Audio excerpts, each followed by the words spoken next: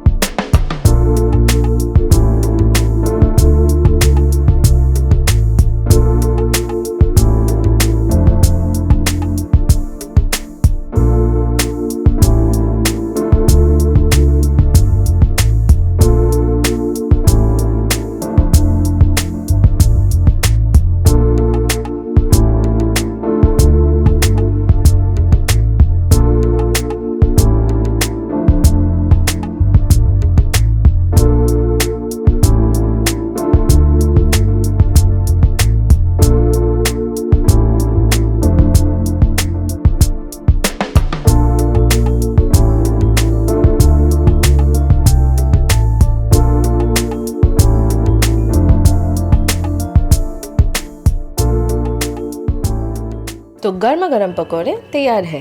अगर आपको ये रेसिपी पसंद आए तो इस वीडियो को ज़रूर लाइक करें और अपने दोस्तों के साथ भी ज़रूर शेयर करें, और मेरे चैनल को सब्सक्राइब करना ना भूलें ऐसे टेस्टी और इजी रेसिपीज़ के लिए। Thanks for watching.